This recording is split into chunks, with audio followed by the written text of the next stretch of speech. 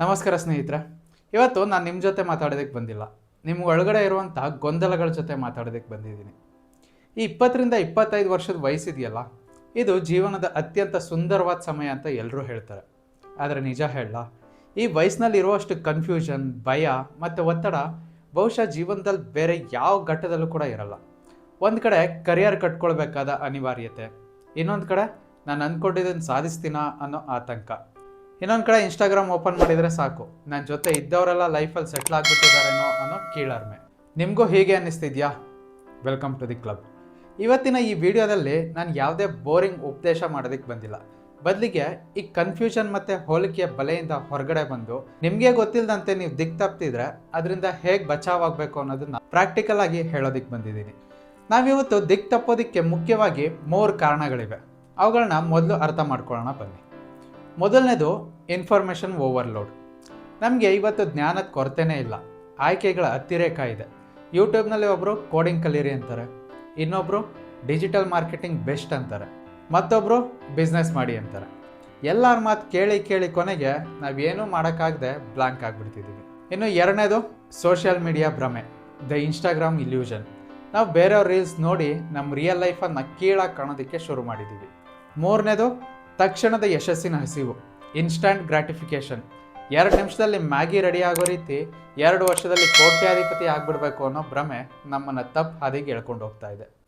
ನಿಮ್ಮ ಲೈಫ್ಗೆ ನೀವೇ ಡ್ರೈವರ್, ಆದರೆ ಆ ಗಾಡಿ ತೊಗೊಂಡು ಎಲ್ಲಿಗೆ ಹೋಗಬೇಕು ಅನ್ನೋ ರೋಡ್ ಮ್ಯಾಪ್ ನಿಮ್ಮ ಹತ್ರ ಇದೆಯಾ? ಈ ಕನ್ಫ್ಯೂಷನ್ನ ದೂರ ಮಾಡೋದಕ್ಕೆ ಸರಳವಾದ ಒಂದು ಜಪಾನಿ ಸೂತ್ರ ಇದೆ, ಇಕಿಗೈ. ನಿಮ್ಮ ಕರಿಯರ್ ಆಯ್ಕೆ ಮಾಡ್ಕೊಳ್ಳುವಾಗ ಈ 4 ಪ್ರಶ್ನೆಗಳನ್ನ ನಿಮ್ಮನ್ನೇ ಕೇಳ್ಕೊಳ್ಳಿ.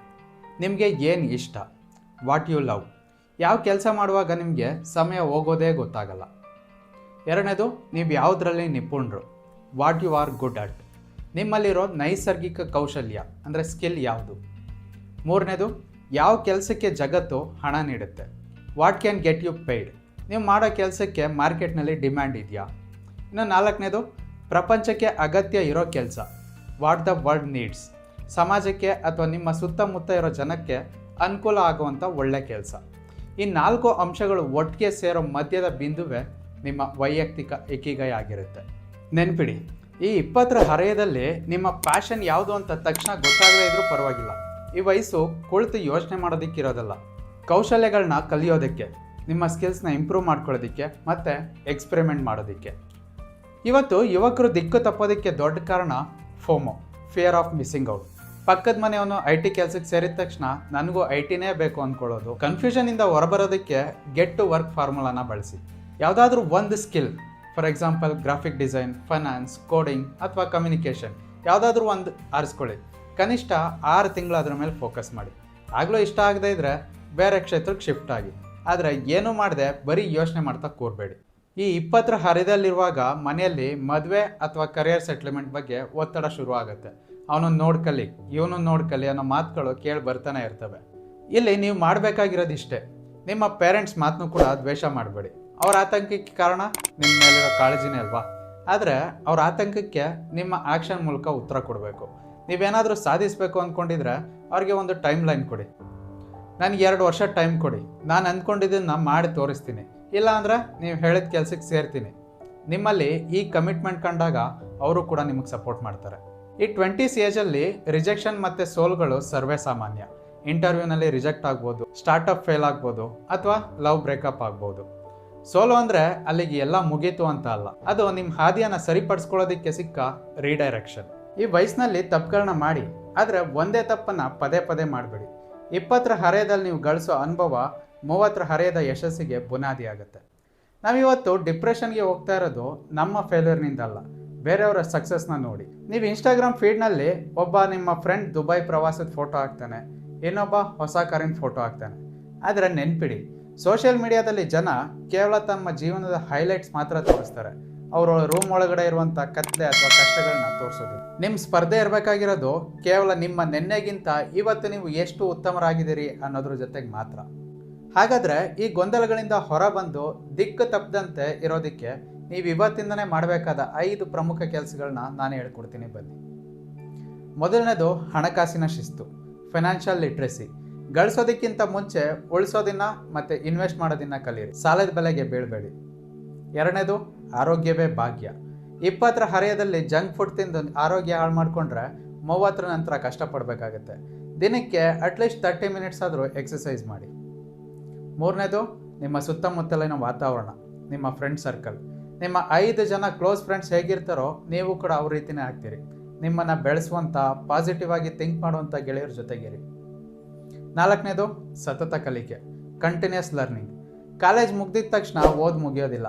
ದಿನಕ್ಕೆ 10 ಪೇಜ್ ಒಳ್ಳೆ ಪುಸ್ತಕ ಓದೋ ಅಭ್ಯಾಸ ಇಟ್ಕೊಳ್ಳಿ. ಐದನೇದು ತಾಳ್ಮೆ, ಪೇಷನ್ಸ್. ಯಾವುದೇ ದೊಡ್ಡ ಸಾಮ್ರಾಜ್ಯ ಒಂದೇ ದಿನದಲ್ಲಿ ನಿರ್ಮಾಣ ಆಗಲ್ಲ. ನಿಮ್ಮ ಪ್ರಕ್ರಿಯೆ ಮೇಲೆ ನಿಮಗೆ ನಂಬಿಕೆ ಇರಲಿ. ಸ್ನೇಹಿತರೆ, ಈಗ ನಾನು ಹೇಳಿದ 5 ಗೋಲ್ಡನ್ ರೂಲ್ಸ್ ಇದೆಯಲ್ಲ, ಇವುಗಳನ್ನ ಕೇಳಿ ಸುಮ್ಮನಾದ್ರೆ ಸಾಕಾಗಲ್ಲ. ಇವುಗಳನ್ನ ದಿನನಿತ್ಯ ಜೀವನದಲ್ಲಿ ಹೇಗೆ ಅಳವಡಿಸ್ಕೊಳ್ಬೇಕು ಅನ್ನೋದನ್ನ ಒಂದೊಂದಾಗಿ ಬಿಡಿಸಿ ಹೇಳ್ತೀನಿ, ಕೇಳಿ. ಹಣಕಾಸಿನ ಶಿಸ್ತು, ಫಿನಾನ್ಷಿಯಲ್ ಡಿಸಿಪ್ಲಿನ್. ನಿಮಗೆ 21 ಅಥವಾ 22ನೇ ವಯಸ್ಸಿಗೆ ಮೊದಲನೇ ಕೆಲಸ ಸಿಗುತ್ತೆ ಅಂದ್ಕೊಳ್ಳಿ. ಕೈಗೆ ಒಂದು 20ರಿಂದ 25 ಸಾವಿರ ರೂಪಾಯಿ ಬಂದಿದ ತಕ್ಷಣ ನಮಗೆ ಮೊದಲು ನೆನಪಾಗೋದೆ ಐಫೋನ್ ಆನ್ EMI, ಬ್ರ್ಯಾಂಡೆಡ್ ಬಟ್ಟೆಗಳು, ವೀಕೆಂಡ್ ಪಾರ್ಟಿಗಳು. ನಮ್ಗೆ ಅನಿಸುತ್ತೆ ಇನ್ನೂ ವಯಸ್ಸಿದೆ, ಆಮೇಲೆ ಸೇವಿಂಗ್ಸ್ ಮಾಡೋಣ ಅಂತ. ಆದರೆ ನೆನ್ಪಿಡಿ, 20ರ ಹರೆಯದಲ್ಲಿ ನೀವು ಮಾಡೋ ಸಾಲ ನಿಮ್ಮ 30ರ ಹರೆಯದ ಸ್ವಾತಂತ್ರ್ಯನ ಕಿತ್ಕೊಳ್ಳುತ್ತೆ. ಇದಕ್ಕೆ ನೀವು ಫಾಲೋ ಮಾಡಬೇಕಾಗಿರೋ ರೂಲ್: ನಿಮ್ಮ ಸಂಬಳ ಬಂದಿದ ತಕ್ಷಣ 50-30-20 ಸೂತ್ರ ಬಳಸಿ. 50% ಸ್ಯಾಲ್ರಿ ನಿಮ್ಮ ಅಗತ್ಯಗಳಿಗೆ, ಬಾಡಿಗೆ, ಊಟಕ್ಕೆ. 30% ನಿಮ್ಮ ಆಸೆಗಳಿಗೆ. ಆದರೆ ಮಿನಿಮಮ್ 20% ಆದರೂ ಹಣವನ್ನು ಇನ್ವೆಸ್ಟ್ ಮಾಡಿ. 20ರ ವಯಸ್ಸಿನಲ್ಲಿ ಇನ್ವೆಸ್ಟ್ ಮಾಡಿದ 1,000 ರೂಪಾಯಿ 30ರ ವಯಸ್ಸಿನಲ್ಲಿ ಇನ್ವೆಸ್ಟ್ ಮಾಡೋ 5,000 ರೂಪಾಯಿಗೆ ಸಮ ಆಗಿರುತ್ತೆ. ಯಾಕಂದರೆ ಇಲ್ಲಿ ನಿಮಗೆ ಕಾಂಪೌಂಡ್ ಇಂಟ್ರೆಸ್ಟ್ನ ಶಕ್ತಿ ಸಿಗುತ್ತೆ. ನೆಕ್ಸ್ಟು ನಿಮ್ಮ ಆರೋಗ್ಯ. 30ರ ನಂತರ ನಿಮ್ಮ ಲೈಫ್ಗೆ ಬುನಾದಿ ಆಗಿರುತ್ತೆ.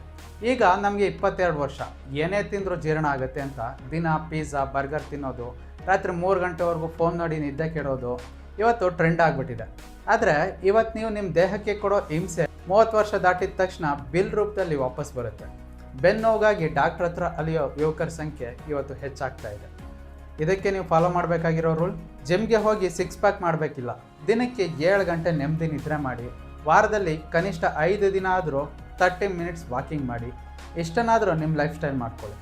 ನೆಕ್ಸ್ಟು ನಿಮ್ಮ ಗೆಳೆಯರ ಬಳಗ, the power of your inner circle. ಖ್ಯಾತ ಲೇಖಕರಾದ ಜಿಮ್ ರೋನ್ ಅವರು ಒಂದು ಮಾತು ಹೇಳ್ತಾರೆ: ನೀವು ದಿನ ಯೂಸ್ ಮಾಡೋ 5 ಜನರ ಸರಾಸರಿ ವ್ಯಕ್ತಿತ್ವನೇ ನೀವಾಗಿರ್ತೀರ ಅಂತ. ನಿಮ್ಮ ಸುತ್ತಮುತ್ತ ಇರೋ ಗೆಳೆಯರು ಬರೀ ರೀಲ್ಸ್ ಬಗ್ಗೆ, ಹುಡುಗಿರ ಬಗ್ಗೆ ಅಥವಾ ಯಾರು ಯಾರಿಗೆ ಮೋಸ ಮಾಡಿದ್ರು ಅನ್ನೋ ಗಾಸಿಪ್ ಬಗ್ಗೆ ಮಾತ್ರ ಮಾತಾಡ್ತಿದ್ರೆ ನಿಮ್ಮ ಯೋಚನೆಗಳು ಅಷ್ಟಕ್ಕೆ ಸೀಮಿತ ಆಗಿಬಿಡುತ್ತೆ. ಅದೇ ನಿಮ್ಮ ಗೆಳೆಯರು ಹೊಸ ಬಿಸ್ನೆಸ್ ಐಡಿಯಾ, ಹೊಸ ಸ್ಕಿಲ್ಸು, ದೇಶದ ಎಕನಾಮಿಕ್ಸು ಅಥವಾ ಬುಕ್ಸ್ ಬಗ್ಗೆ ಮಾತಾಡ್ತಿದ್ರೆ ನಿಮಗೂ ಬೆಳಿಬೇಕು ಅನ್ನೋ ಹಸಿವು ಶುರುವಾಗುತ್ತೆ. ಇದಕ್ಕಿರುವಂಥ ರೂಲ್: ನಿಮ್ಮ ಗೆಳೆಯರ ಬಳಗವನ್ನು ಫಿಲ್ಟರ್ ಮಾಡಿ. ನಿಮ್ಮನ್ನು ಸದಾ ಕೆಳಕೆಳೆಯೋ ನೆಗೆಟಿವ್ ಜನರಿಂದ ದೂರ ಇರಿ. ನಿಮಗೆ ಸ್ಫೂರ್ತಿ ನೀಡೋ ಜನರ ಜೊತೆ ಸಂಪರ್ಕ ಬೆಳೆಸ್ಕೊಳ್ಳಿ. ಇನ್ನು ಸತತ ಕಲಿಕೆ, the compounding of knowledge. College ಮುಗಿದಿದ ತಕ್ಷಣ ಮುಗೀತು ಅಂದ್ಕೊಳ್ಳೋದು ಇವತ್ತಿನ ಯುವ ಪೀಳಿಗೆ ಮಾಡ್ತಿರೋ ದೊಡ್ಡ ತಪ್ಪು. ಡಿಗ್ರಿ ಸರ್ಟಿಫಿಕೇಟ್ ನಿಮಗೆ ಕೇವಲ ಮೊದಲನೇ ಕೆಲಸ ಕೊಡ್ಬೋದು, ಆದರೆ ನಿಮ್ಮನ್ನು ಜೀವನದಲ್ಲಿ ಮುಂದೆ ಕೊಂಡೊಯ್ಯೋದು ನಿಮ್ಮ ಕಲಿಕಾ ಮನೋಭಾವ. ಸೊ ಇದಕ್ಕೆ ಇರುವಂಥ ರೂಲ್ಸ್: ದಿನಕ್ಕೆ ಕನಿಷ್ಠ 15ರಿಂದ 20 ನಿಮಿಷ ಯಾವುದಾದ್ರೂ ಒಂದು ನಾನ್ ಫಿಕ್ಷನ್ ಪುಸ್ತಕ ಓದಿ ಅಥವಾ ನಿಮ್ಮ ಕ್ಷೇತ್ರಕ್ಕೆ ಸಂಬಂಧಿಸಿದ ಪಾಡ್ಕಾಸ್ಟ್ಗಳನ್ನ ಕೇಳಿ. ವರ್ಷಕ್ಕೆ ನೀವು ಕನಿಷ್ಠ 10 ಬುಕ್ ಓದಿದ್ರು ನೀವು ಈ ಸಮಾಜದ 90% ಜನರಿಗಿಂತ ಹೆಚ್ಚು ಜ್ಞಾನವಂತರಾಗ್ತೀರಿ. ಕೊನೆಯದಾಗಿ ತಾಳ್ಮೆ ಮತ್ತು consistency. Patience is A super power. ಇವತ್ತಿನ ಯುವಕರಿಗೆ ಎಲ್ಲವೂ ತಕ್ಷಣ ಆಗೋಗ್ಬೇಕು. ಜಿಮ್ ಹೋಗಿದ್ದು 3 ದಿನಕ್ಕೆ ಬಾಡಿ ಬರಬೇಕು. ಯೂಟ್ಯೂಬ್ ಚಾನಲ್ ಶುರು ಮಾಡಿದ 1 ತಿಂಗಳಿಗೆ ಮಿಲಿಯನ್ ಸಬ್ಸ್ಕ್ರೈಬರ್ಸ್ ಆಗಬೇಕು. ಆದರೆ ನೆನ್ಪಿಡಿ ಸ್ನೇಹಿತರೆ, ಪ್ರಕೃತಿಯಲ್ಲಿ ಯಾವುದೇ ಒಂದು ಮರ ದೊಡ್ಡದಾಗೋದಕ್ಕೆ ವರ್ಷಗಳೇ ಬೇಕು. ರಾತ್ರೋರಾತ್ರಿ ಸಿಗೋ ಯಶಸ್ಸು ರಾತ್ರೋರಾತ್ರಿ ಕರಗೋಗುತ್ತೆ. ಕಷ್ಟಪಟ್ಟು ಬೆಳೆದ ಸಾಮ್ರಾಜ್ಯ ಮಾತ್ರ ಶಾಶ್ವತವಾಗಿ ನಿಲ್ಲುತ್ತೆ. ನಿಮಗೆ ಒಂದು ಸಣ್ಣ ಕತೆ ಹೇಳ್ತೀನಿ. ಚೀನಾದಲ್ಲಿ ಒಂದು ವಿಶಿಷ್ಟವಾದ ಬಿದಿರಿನ ಮರ ಇದೆ, ಚೈನೀಸ್ ಬ್ಯಾಂಬೂ. ಅದನ್ನು ನೆಟ್ಟು ಮೊದಲ ವರ್ಷ ಅದಕ್ಕೆ ನೀರು, ಗೊಬ್ಬರ ಎಲ್ಲನೂ ಹಾಕ್ತಾರೆ. ಆದರೆ ಮಣ್ಣಿಂದ ಒಂದು ಸಣ್ಣ ಚಿಗುರು ಕೂಡ ಮೇಲೆ ಬರೋದಿಲ್ಲ. 2ನೇ ವರ್ಷವೂ ಅಷ್ಟೇ, ಎಷ್ಟೇ ನೀರು ಹಾಕಿದ್ರೂ ಏನೂ ಬದಲಾವಣೆ ಕಾಣಲ್ಲ. 3ನೇ ವರ್ಷ, 4ನೇ ವರ್ಷ ಪರಿಸ್ಥಿತಿ ಹಾಗೇ ಇರುತ್ತೆ. ಹೊರಗಿನಿಂದ ನೋಡೋರ್ಗೆ ಅನಿಸುತ್ತೆ ಈ ಮರ ಸತ್ತೋಗಿದೆ, ಇದರಲ್ಲಿ ಏನೂ ಗ್ರೋತ್ ಇಲ್ಲ ಅಂತ. ಆದರೆ 5ನೇ ವರ್ಷ ಬಂದಾಗ ಕೇವಲ 6 ವಾರಗಳಲ್ಲಿ ಆ ಬಿದಿರಿನ ಮರ ಬರೋಬ್ಬರಿ 80 ಅಡಿ ಎತ್ತರಕ್ಕೆ ಬೆಳೆಯುತ್ತೆ. ಈಗ ಯೋಚನೆ ಮಾಡಿ, ಆ ಮರ ಕೇವಲ 6 ವಾರಗಳಲ್ಲಿ ಬೆಳೀತಾ ಅಥವಾ ಆ ಮೊದಲ 4 ವರ್ಷ ಮಣ್ಣಿನ ಅಡಿಯಲ್ಲಿ ತನ್ನ ಬೇರುಗಳನ್ನ ಗಟ್ಟಿಯಾಗಿ ಹರಡ್ತಿತ್ತ ಅಂತ. ನಿಮ್ಮ 20ರ ಹರೆಯ ಕೂಡ ಈ ಚೀನಾದ ಬಿದಿರಿನ ಮರದ ಥರನೇ. ನೀವು ಕಷ್ಟಪಡ್ತಿರ್ಬೋದು, ಕಲಿತಿರ್ಬೋದು, ಆದರೆ ರಿಸಲ್ಟ್ ಕಾಣ್ತಿರಲ್ಲ. ನಿಮ್ಮ ಜೊತೆ ಇರೋರೆಲ್ಲ ಮುಂದೆ ಹೋಗ್ತಿದ್ದಾರೆ, ನಾನು ಮಾತ್ರ ಅಲ್ಲೇ ಇದ್ದೀನಿ ಅನ್ನಿಸ್ತಿರ್ಬೋದು. ಆದರೆ ಬೇಸರ ಮಾಡ್ಕೋಬೇಡಿ, ನೀವು ಸದ್ಯಕ್ಕೆ ಮಣ್ಣಿನ ಅಡಿಯಲ್ಲಿ ನಿಮ್ಮ ಬೇರುಗಳನ್ನ ಗಟ್ಟಿಗೊಳಿಸ್ತಿದ್ದೀರಾ. ಒಂದು ಸಾರಿ ನಿಮ್ಮ ಸಮಯ ಬಂದಾಗ ನೀವು ಯಾರು ಊಹಿಸದೇ ಇರೋಷ್ಟು ಎತ್ತರಕ್ಕೆ ಬೆಳಿತೀರಾ. ಆ ತಾಳ್ಮೆ, ಆ ನಂಬಿಕೆ ನಿಮ್ಮ ಮೇಲೆ ನಿಮಗಿರಲಿ. ಕೊನೆಯದಾಗಿ ಈ ವಿಡಿಯೋ ನೋಡ್ತಾ ಇರೋ ಪ್ರತಿಯೊಬ್ಬ ಯುವಕ ಯುವತಿಯರಿಗೆ ನಾನು ಹೇಳೋದಿಷ್ಟೇ, 20ರ ಹರೆಯ ಅನ್ನೋದು ಕೇವಲ ಕನ್ಫ್ಯೂಷನ್ ಸಮಯ ಅಲ್ಲ, ಇದು ನಿಮ್ಮ ಕ್ಯಾರೆಕ್ಟರ್ ಬಿಲ್ಡ್ ಆಗೋ ಸಮಯ. ನಿಮ್ಮ ಬೆನ್ನ ಹಿಂದೆ ಯಾರಿದ್ದಾರೆ ಯಾರಿಲ್ಲ ಅನ್ನೋದು ಮುಖ್ಯ ಅಲ್ಲ, ನಿಮ್ಮ ಕನ್ನಡಿ ಮುಂದೆ ನಿಂತಾಗ ಕಾಣಿಸ್ತಾನಲ್ಲ ಆ ವ್ಯಕ್ತಿ, ಆತ ನಿಮ್ಮನ್ನು ಯಾವತ್ತೂ ಕೈ ಬಿಡಲ್ಲ. ನಿಮ್ಮ ಹಾದಿ ಬೇರೆಯವ್ರಿಗಿಂತ ವಿಭಿನ್ನ ಆಗಿರ್ಬೋದು. ಸೋಷಿಯಲ್ ಮೀಡಿಯಾದ ಭ್ರಮೆಯಿಂದ ಹೊರಗಡೆ ಬಂದು ಇವತ್ತಿಂದಲೇ ನಿಮ್ಮ ಸಣ್ಣ ಸಣ್ಣ ಅಭ್ಯಾಸಗಳನ್ನ ಬದಲಾಯಿಸ್ಕೊಳ್ಳಿ. ಗೊಂದಲಗಳನ್ನ ದಾಟಿ ದಿಕ್ಕು ತಪ್ಪದೆ ನಿಮ್ಮ ಗುರಿಯತ್ತ ಹೆಜ್ಜೆ ಇಡಿ. ಇಡೀ ಜಗತ್ತು ನಿಮಗಾಗಿ ಕಾಯ್ತಾ ಇದೆ.